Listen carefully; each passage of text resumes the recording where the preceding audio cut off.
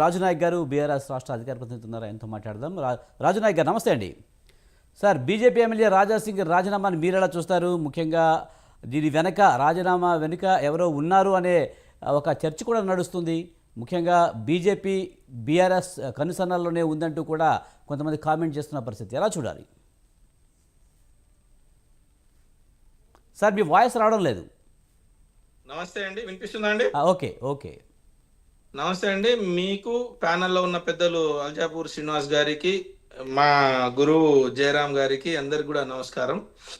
అదేవిధంగా ప్రేక్షకులకు, స్వతంత్ర టీవీ ప్రేక్షకులకు నమస్కారం. ముఖ్యంగా ఈరోజు కొత్తగా భారతీయ జనతా పార్టీకి రథసారథిగా నియమింపబడ్డ ఏబీవీపీ పూర్వ కార్యకర్త, ఉస్మానియా యూనివర్సిటీ ముద్దుబిడ్డ,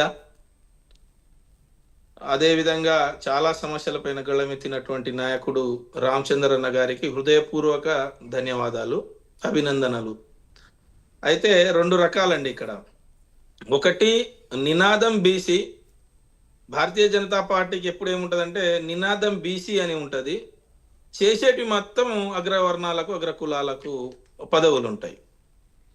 భారతదేశంలోనే మేము గొప్పగా తెలంగాణ రాష్ట్రంలో బీసీ ముఖ్యమంత్రిని ప్రకటించినాము, చూసిరా మేము బీసీ నాయకుడిని ప్రకటించినాం. ఎందుకంటే ఇక్కడ ఎట్లా గెలిచే పరిస్థితి లేదు కాబట్టి, ఓడిపోతున్నారు కాబట్టి, బీసీలకు బలిపశువుని చేయాలి కాబట్టి బీసీలను ముఖ్యమంత్రి క్యాండిడేట్ గా పెడుతున్నాము అని చెప్పేసి ఆనాడు బీసీ ఓట్లు దండుకోవడానికి ప్రయత్నం బాగానే గట్టిగా చేసిరు బీజేపీ నాయకులు. రెండు, దాని తర్వాత ఏంటంటే ఇక కనీసం ఎట్లా బీసీ ముఖ్యమంత్రి రాలేదు, అధికారంలో రాలేదు, ఇప్పుడైనా అధ్యక్ష పదవి బాధ్యతలను గౌరవ ఎంపీ ఈటల రాజేందర్ గారు, లేకపోతే తల్లోజు ఆచారి గారు, లేకపోతే బండి సంజయ్ గారు, అంటే వివిధ రకాల పేర్లు మనము మీడియా ద్వారా తెలుసుకున్నది. ఇది పూర్తిగా వాళ్ళ పార్టీ అంతర్గత విషయం. నేను ఎక్కువ తక్కువ మాట్లాడినా బాగుండదు. కానీ వాళ్ళు జపం చేసే, ఉదయం నుంచి సాయంత్రం దాకా జపం చేసే ఏదైతే బీసీ నినాదం ఉందో అది పూర్తి అబద్ధము, శుద్ధ అబద్ధం అని ఈరోజు తేలిపోయింది. ఒకటి.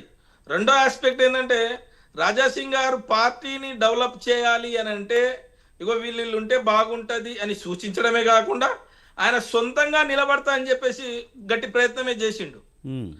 ఎందుకంటే ఆయన ఒక గట్టి హిందూవాదిగా, ఒక గట్టి భారతీయ జనతా పార్టీ డెవలప్ కావాలని ఆలోచన ఉన్నటువంటి వ్యక్తిగా, అంటే కొద్దిగా నిజాలు మాట్లాడుకోవాలి కాబట్టి, కొంత నికార్సంగా మాట్లాడాలి కాబట్టి ఈ మాటలు మాట్లాడాల్సి వస్తుంది. ఎవరు ఇక్కడ కుట్రలు కుతంత్రాలు చేసి ఈటల రాజేందర్ గారు కానీ బండి సంజయ్కి రాకుండా పదవి అనేది ఒకటి అయితే, రెండు, ఈ ఎవరైతే రాజాసింగ్ గారు ఉన్నారో హైదరాబాద్ లో అందరూ కూడా హేమీలు మేమే లేకుంటే పార్టీ లేదన్నటువంటి కిషన్ రెడ్డి గారు కానీ, బంగారు లక్ష్మణ్ గారు కానీ, లేకపోతే ఇక్కడ ఉన్నటువంటి బండి సంజయ్ గారు కానీ, అక్కడ రఘునందన్ గారు కానీ, అక్కడ ఈటల రాజేందర్, జైరాబాద్ గారు అందరు కూడా ఓడిపోయారు. హేమీలు ఓడిపోయారు. కానీ రాజాసింగ్ గారు గెలిచి భారతీయ జనతా పార్టీ ఆత్మగౌరవం కాపాడిండు. కానీ ఆయనని ఈరోజు అసలు ఎట్లా అంటే కరివేపాకు కంటే, కూరలో కరివేపాకు కంటే ఘోరంగా అయిపోయింది ఆయన పరిస్థితి. నన్ను లెక్కనే చేస్తలేరు, నా వెనకాల వచ్చిన వాళ్ళను తరిమేసిరు, భయపెట్టించేసిరు అని మాట్లాడుతున్నా ఆయన. నా మాటలు అయితే కావు ఇవి. రెండోది ఏంటంటే మీరు ఎందుకు నిజంగా మీరు నిబద్ధతగా బీసీ నినాదం పైన, బీసీ వ్యక్తుల పైన, బీసీ నినాదం పైన మీరు నిజంగానే ఉంటే బీసీ నాయకుడికి ఎందుకు ఇవ్వలేదని ప్రశ్నిస్తుంది సమాజం, నేను కాదు. ఈరోజు సోషల్ మీడియాలో ఉదయం నుంచి మధ్యాహ్నం నుంచి ప్రతి ఒక్కరు కూడా ఇదే ప్రశ్నిస్తున్నారు. ఈరోజు సోషల్ మీడియా ఎటు చూసినా భారతీయ జనతా పార్టీ వైపే పోతుంది. భారతీయ జనతా పార్టీలో ఇలాంటివి కూడా జరుగుతాయా? అయితే రెండో విషయం కూడా చెప్తా అండి. నేను భారతీయ జనతా పార్టీ నిబద్ధత కలిగినటువంటి కార్యకర్తకు కూడా దక్కింది అని కూడా చెప్పొచ్చు. ఎందుకంటే ఒక సామాన్య కుటుంబం, ఆయన పెద్ద కుటుంబం కాదు, వాళ్ళ డాడీ ఉస్మానియా యూనివర్సిటీలో ఉన్నటువంటి వ్యక్తి, ఆయన కూడా ఒక సామాన్య కుటుంబం. ఆర్ఎస్ఎస్ నుంచి ఆయన 1975-74 నుంచి ఇప్పటి వరకు కూడా ఉస్మానియా యూనివర్సిటీతో సంబంధాలు, ఉద్యమాలు, అంటే ఒక సామాన్య కార్యకర్త నుంచి ఒక రాష్ట్ర అధ్యక్షుని వరకు చేర్చడంలో భారతీయ జనతా పార్టీ తీసుకొచ్చిందనే దాంట్లో సందేహం ఏమీ లేదు. కానీ ఇక్కడేమైనా కుట్ర కూడా ఉందా? ఇక్కడేమైనా కుట్ర కోణం ఉందా? 4 రోజుల తర్వాత బీజేపీ పార్టీ అంటే వాళ్ళ సంస్కృతి ప్రకారం, అంటే వాళ్ళ బీజేపీ పార్టీ రాజ్యాంగం ప్రకారం ప్రతి 2 ఏళ్లకు ఒకసారి అధ్యక్షుని మారుతారు. మార్చకుండా కూడా ఒక్కొక్కరు 2-3 సార్లు 4 సార్లు కూడా తెలంగాణలో అయ్యారు. మళ్ళీ తర్వాత తెలంగాణలో వాళ్ళ అధికారంలోకి వస్తారా రారా, ఒక 20-25 ఏళ్ల తర్వాత వాళ్ళ అధికారంలోకి వస్తామా రారా, వాళ్ళ ప్రయత్నాలు వాళ్ళు బాగానే చేస్తారు ఆనాటి నుంచి ఈనాటి వరకు. ఎందుకంటే దత్తాత్రేయ గారికి మంత్రి పదవిని ఇవ్వడం, విద్యాసాగర్ గారికి మంత్రి పదవి ఇవ్వడం, వెంకయ్య నాయుడు గారికి కొంత రాష్ట్రపతి వరకు ఇవ్వడం, ఇవన్నీ కొంత చేసినా కూడా మనకి ఎప్పుడు కూడా కొడతానే వచ్చారు. బంగారు లక్ష్మణ్ గారికి కూడా జాతీయ స్థాయిలో అధ్యక్ష పదవి ఇచ్చి మధ్యలో వాళ్ళ గొంతు కోసిరు చిన్న సాకు పెట్టి. అంటే ఈ భారతీయ జనతా పార్టీ ఎప్పుడు ఏం చేస్తుంది దక్షిణాది ప్రాంతాలలో అనేది కూడా ఒక ప్రమాదం ఉంది. సో అదొక ఆస్పెక్ట్. కానీ ఈరోజు సోషల్ మీడియా కానీ, సోషల్ ట్రెండ్ కానీ, మేధావులు కానీ అందరూ కూడా నిన్నటి వరకు లేని పేరు, చర్చలోనే లేని పేరు సడన్ గా ఈ రోజు బయటికి ఎట్లా వచ్చింది ఈ 2 రోజుల నుంచి. ఫస్ట్ మొదటిగా ఈటెల రాజేందర్, లేకపోతే బండి సంజయ్, లేకపోతే రఘునందన్ రావు గారు కూడా నేను ప్రయత్నం చేస్తున్నా అని చెప్పారు. కానీ వీళ్ళెవరు కాకుండా రామచంద్రరావు గారి పేరు నిన్నటి నుంచే ప్రముఖ పాత్ర పోషించింది. సో రామచంద్రరావు గారు ఇట్లా రావడం వల్ల భారతీయ జనతా పార్టీ ఎట్లా వీకే ఇప్పుడు జూబ్లీ హిల్స్ లో కానీ, గ్రేటర్ హైదరాబాద్ లో కానీ ఎక్కడ కూడా కొంత పరిస్థితి ఏం బాగాలేదు. ఎందుకంటే కేంద్రం నుంచి ఎక్కడ ఎలాంటి నిధులు లేవు, కేంద్రం నుంచి ఎలాంటి సహకారం లేదు తెలంగాణ రాష్ట్రానికి. ఆనాడు కేసీఆర్ గారు ఉన్నా, ఈ రోజు రేవంత్ రెడ్డి గారు ఉన్నా ఎలాంటి పెద్దగా సహకారం లేదు. కాబట్టి భారతీయ జనతా పార్టీ ఏదో కొద్దిగా మార్పు వచ్చేది లేదు కాబట్టి వాళ్ళు అనుకుంటూ ఉండొచ్చు ఎవరున్నా ఒకటే తెలంగాణ. రాజు నాయక్ గారు, ముఖ్యంగా అధ్యక్ష ఎన్నికే రాజాసింగ్ రాజీనామాకి కారణంగా తెలుస్తుంది. మరి బీజేపీ అధ్యక్ష ఎన్నికకి అలాగే కేసీఆర్కి సంబంధం ఏంటి? కాంగ్రెస్ పర్టికులర్గా కేసీఆర్ కనుసన్నల్లోనే అధ్యక్ష ఎన్నిక జరిగిందనే విమర్శలకు మీరేం చెప్తారు?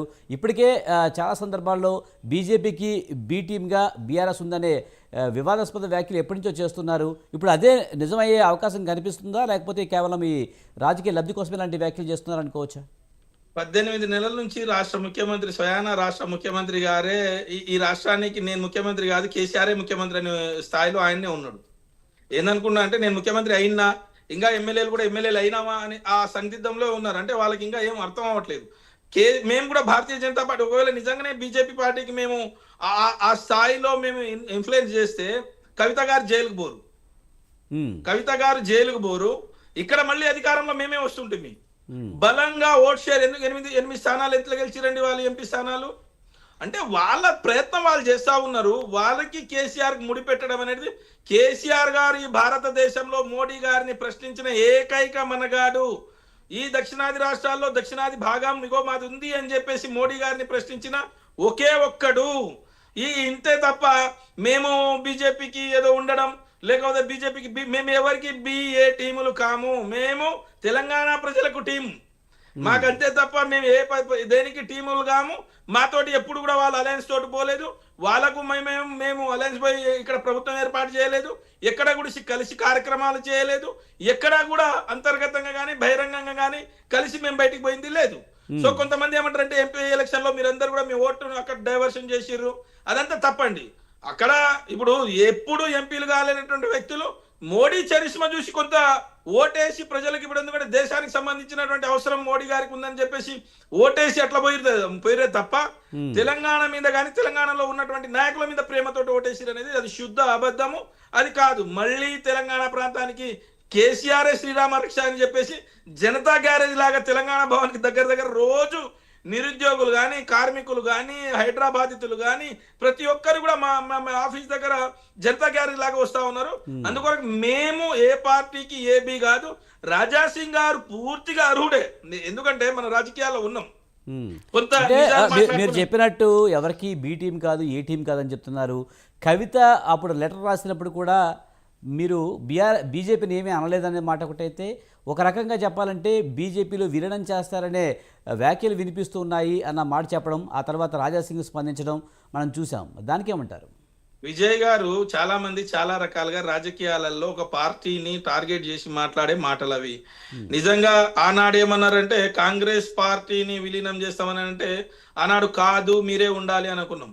వాస్తవం అది. ఈ రోజు జరుగుతున్నటువంటి ఏ వాదన అయితే ఉందో ఇది అసంబద్ధమైనది. ఇది అసలు అంటే బీజేపీకి ఏముందని చెప్పేసి బీజేపీలో మేము కలుపుతామండి.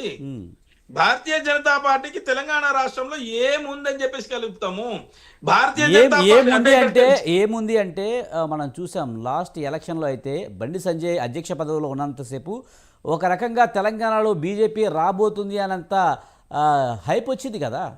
ఏది రాలేదు, అది మీరు అనుకుంటున్నారు. ఒకవేళ నిజంగానే అనుకుంటే ఎందుకు బండి సంజయ్ గారు గెలవలే?